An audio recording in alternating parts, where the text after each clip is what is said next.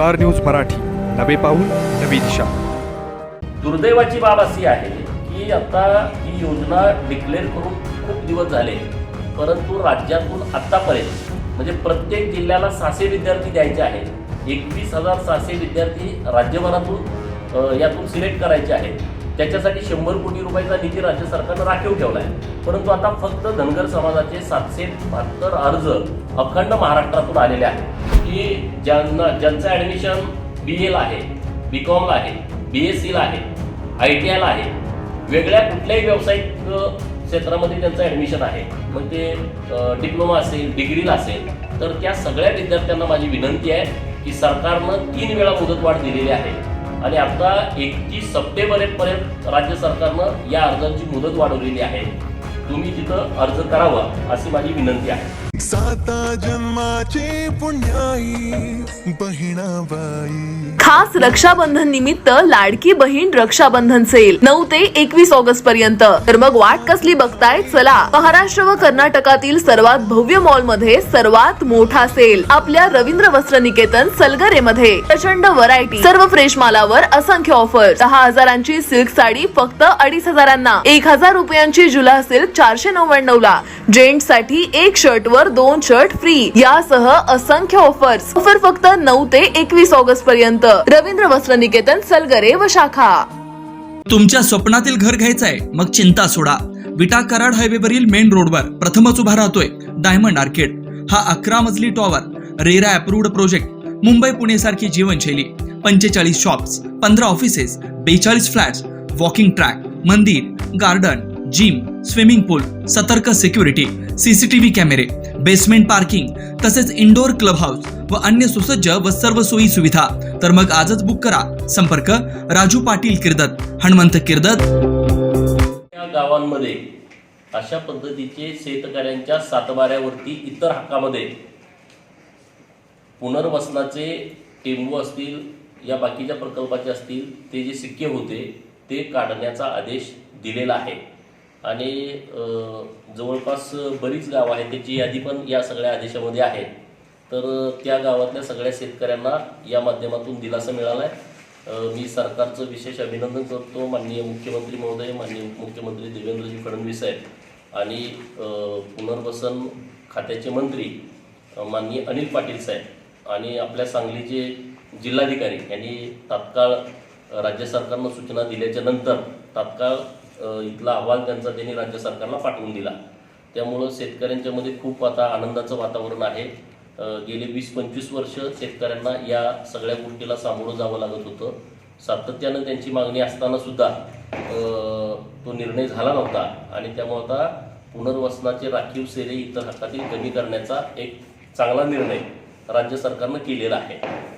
दुसरी बाब अशी आहे की आपल्या खानापूर विधानसभा मतदारसंघामध्ये तिथं 5 जागा असे असतात की त्या 5 जागांचा अधिकार हा सामाजिक न्याय मंत्र्यांना असतो आणि आता सामाजिक न्याय खातं हे राज्याचे मुख्यमंत्री माननीय एकनाथ शिंदे साहेबांच्याकडे आहे. मग आता 5 जागा तिथं द्यायच्या आहेत. आटपाडीच्या वसतिगृहामध्ये 5 जागा द्यायच्या आहेत की ज्या मंत्री महोदयांना विशेष बाब म्हणून देण्याचा अधिकार आहे. परंतु आमच्याकडून 50 मुलं पत्र घेऊन जातात. आता 50 मुलं जेव्हा पत्र घेऊन जातात तर त्या 5च मुलांचं काम होणार आहे. बाकीच्या 45 मुलांना तिथं ॲडमिशन मिळू शकत नाही आणि म्हणून सातत्यानं आम्ही राज्य सरकारकडे विनंती करत होतो. माननीय मुख्यमंत्री, माननीय उपमुख्यमंत्री आणि OBC खात्याचे मंत्री माननीय अतुल सावे साहेब यांनी 2 योजना आणलेल्या आहेत आणि मला राज्यातल्या विद्यार्थ्यांना आवाहन करायचं आहे. खानापूर तालुक्यातल्या तर करायचंच आहे, आटपाडी तालुक्यातल्या विद्यार्थ्यांना करायचं आहे, जत तालुक्यातल्या विद्यार्थ्यांना करायचं आहे, सांगलीमध्ये जे विद्यार्थी राहतात त्यांना करायचं आहे की राज्य सरकारनं इतकी चांगली योजना आणलेली आहे. पंडित दीनदयाळ उपाध्याय स्वयं योजना म्हणजे आदिवासी मंत्रालयाच्या माध्यमातून जी आदिवासी विद्यार्थ्यांच्यासाठी योजना चालते त्याच धर्तीवरती महाराष्ट्रातल्या धनगर समाजाच्या विद्यार्थ्यांना आदिवासी मंत्रालयाच्या धर्तीवरती स्वयं नावाची इतर मागास बहुजन मंत्रालय म्हणजे OBC मंत्रालयाच्या माध्यमातून ही योजना अंमलात आणलेली आहे. ती योजना काय आहे की ज्या विद्यार्थ्यांना वसतिगृहामध्ये ॲडमिशन मिळत नाही त्यांना राहण्यासाठी, त्यांना भोजनासाठी राज्य सरकारकडून मुंबई शहर, मुंबई उपनगर, नवी मुंबई, ठाणे, पुणे, पिंपरी चिंचवड, नागपूर या ठिकाणी जर उच्च शिक्षण एखादा विद्यार्थी धनगर समाजाचा घेत असेल आणि त्याला जर ऍडमिशन मिळालं नाही आणि त्यानं जर इकडं फॉर्म भरला, ओबीसी मंत्रालयानं जी योजना काढलेली आहे त्यामध्ये 60,000 रुपये त्याला थेट त्याच्या खात्यामध्ये देण्याची ही योजना आहे. इतर महसुली विभागातील शहरात, म्हणजे इतर म्हणजे कुठलं, आता पुणेवरच्या ह्याच्यात आलं 60,000 रुपये मध्ये, इतर कोण अमरावती, इतर कोण नाशिक, असे जे आहेत ठिकाणं, त्या ठिकाणासाठी 51,000 रुपये. जिल्ह्याच्या ठिकाणी जर विद्यार्थी असेल तर त्याला 43,000 रुपये. आणि आता आपल्या खानापूरचा विद्यार्थी बिट्यामध्ये राहतोय, आटपाडीमध्ये राहतोय, कडेगावला राहतोय, पलूसला राहतोय, तालुक्याच्या ठिकाणी, तर त्यांना आपण 38,000 रुपये राज्य सरकार त्यांना फी देते, भत्ता देते.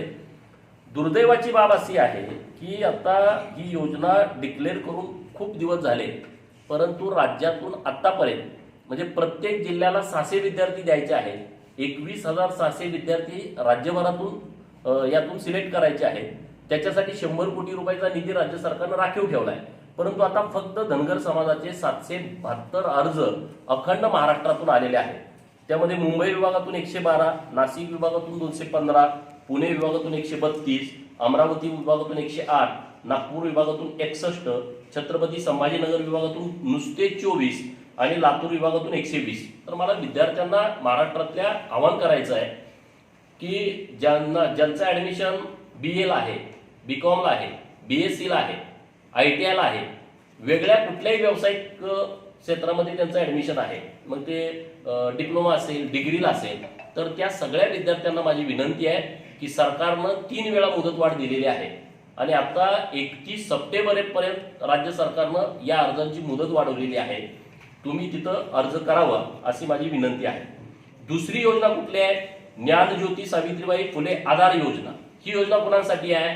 OBC, SBC आणि VJNTच्या विद्यार्थ्यांच्यासाठी आहे. त्यांना पण ही सेम 21,600 विद्यार्थ्यांना राज्य सरकारच्या माध्यमातून 60,000 रुपये, 51,000 रुपये, 43,000 रुपये आणि 38,000 रुपये त्यांना वसतिगृहाला ज्या विद्यार्थ्यांना ऍडमिशन मिळालं नाही त्यांना थेट भत्ता द्यायचा आहे. परंतु अर्ज किती आले? 10,024 अर्ज आलेले आहेत.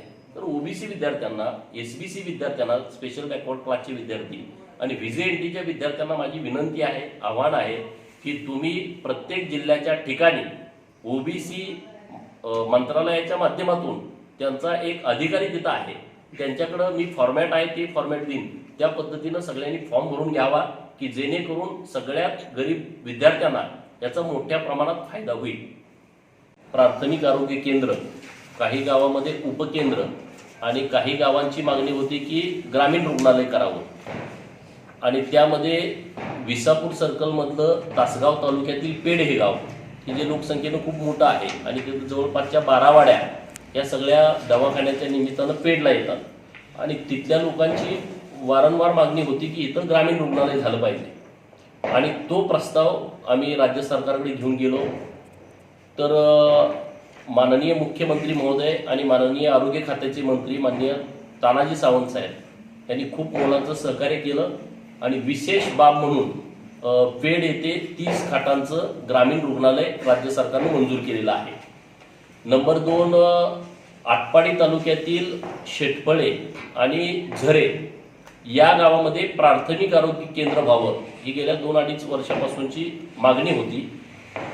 जिल्हा परिषदला ब्रह्मानंद पडळकर आणि आमच्या जिल्हा परिषदच्या सदस्य शेटफळे गटाच्या वंदनाताई गायकवाड या सातत्यानं तिथंही जिल्हा परिषदचा ठराव घेणं, जिल्हा नियोजनचा ठराव घेणं, तर अशा पद्धतीनं पूर्ण ठराव आम्ही राज्य सरकारकडे पाठवला होता आणि त्यामध्ये सुद्धा माननीय आरोग्यमंत्री महोदय यांनी विशेष बाब करून हा प्रस्ताव माननीय मुख्यमंत्री महोदयांच्याकडे पाठवला आणि मुख्यमंत्री महोदयांनी त्या दोन्ही गावामध्ये प्राथमिक आरोग्य केंद्र करण्यासाठी परवानगी दिलेली आहे.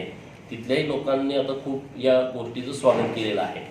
दुसरी एक विशेष बाब म्हणून बनपुरी तालुका आटपाडी येथे उपकेंद्र व्हावं, कारण लोकसंख्येचं तिथं लोकसंख्येच्या नियमामध्ये ते बसत नव्हतं, बाळेवाडीलाच बाजूला उपकेंद्र असल्यामुळं ते उपकेंद्र आणि 2 उपकेंद्र खानापूर तालुक्यातील, एक घोटी खुर्द आणि दुसरं भूड. तर बनपुरीचा निर्णय झालेला आहे. तशा पद्धतीनं राज्य सरकारनं निर्णय करून त्याची ऑर्डर पाठवलेली आहे. कालच माननीय मुख्यमंत्री महोदयांच्या कार्यालयाकडून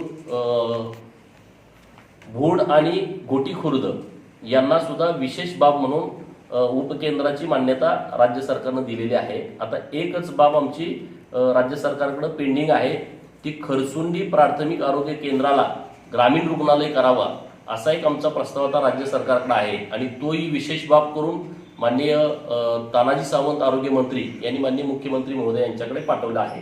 म्हणजे जवळपास पेड, घोटी, भोड, खरसुंडी, शेटपळे, झरे आणि बनपुरी या ठिकाणी आरोग्य खात्याच्या माध्यमातून खूप मोठा निर्णय केला आहे. एखाद्या योजनेला निधी देणं, रस्त्याला निधी देणं हे राज्य सरकारला सोयीस्कर होतं, परंतु आता हे जे निर्णय झालेले आहेत याच्यावरती आस्थापना लावावी लागते. आता एखादं पेडचं ग्रामीण रुग्णालय आहे तर तिथं डॉक्टर असतील, तिथल्या नर्स असतील, तिथले काय अन्य जे काय आस्थापना असेल याचा बोजा मोठा सरकारवरती पडतो. झरे प्राथमिक आरोग्य केंद्र असेल, शेटपळे प्राथमिक आरोग्य केंद्र असेल किंवा ही नव्यानं होणारी उपकेंद्र असतील तर हा मोठा निर्णय राज्य सरकारनं घेतला. मी परत एकदा माननीय तानाजी सावंत आरोग्यमंत्री, माननीय मुख्यमंत्री आणि माननीय उपमुख्यमंत्री देवेंद्रजी फडणवीस साहेब यांचं विशेष आभार आपल्या माध्यमातून आपल्या मतदारसंघातील लोकांच्या वतीनं आणि अनिल पाटील साहेबांचं सुद्धा मनपूर्वक आभार, कारण सांगली जिल्ह्यातील खूप गावं यामध्ये, त्याची यादी मी आता वाचून दाखवण्यापेक्षा त्याची यादी मी तुम्हाला देतोय. त्यामुळे मोठा दिलासा हा सर्वसामान्य शेतकऱ्यांना पुनर्वसनाचे सिक्के कमी करण्यामुळे मिळालेला आहे. मी राज्य सरकारचं विशेष अभिनंदन करतो. दुसरा एक विषय आहे विद्यार्थ्यांच्या बाबतीमध्ये. शेतकरी की ज्या शेतकऱ्यांच्या उतार्यावरती पुनर्वसनचा सिक्का होता आणि ही जमीन हस्तांतरणास बंदी होती, कोणतेही व्यवहार करायचे झाले तर ते करता येत नव्हते आणि शेतकऱ्यांची फार मोठी अडचण होती. त्यामध्ये हातनूर, हातनोली, बामणी या तर गावामध्ये म्हणजे हातनूरचं तर 1700 एकर क्षेत्रावरती ते सिक्के होते आणि आपल्या जिल्ह्यातील अनेक गावं यामध्ये होती आणि म्हणून शेतकऱ्यांचा सातत्यानं पाठपुरावा होता की हे सिक्के कमी झाले पाहिजेत आणि जो नाहक त्रास शेतकऱ्यांना होतोय तो त्रास थांबला पाहिजे. आणि म्हणून गेल्या 3-4 महिन्यांपासून मी सातत्यानं आपले हातनूरचे आमचे सुंदर तात्या, पंकज भैया, ब्रह्मानंद शेठ, आमचे सगळे सहकारी आम्ही हा राज्य सरकारकडे पाठपुरावा करत होतो की हे सिक्के काढून मिळाले पाहिजेत. आणि मी राज्याचे मदत व पुनर्वसन मंत्री माननीय अनिल पाटील साहेब यांचं विशेष आभार व्यक्त करेन या सगळ्या शेतकऱ्यांच्या वतीनं. आपल्या परिसरातील लेटेस्ट बातम्या पाहण्यासाठी स्टार न्यूज मराठी यूट्यूब चॅनलला आत्ताच सबस्क्राईब करा.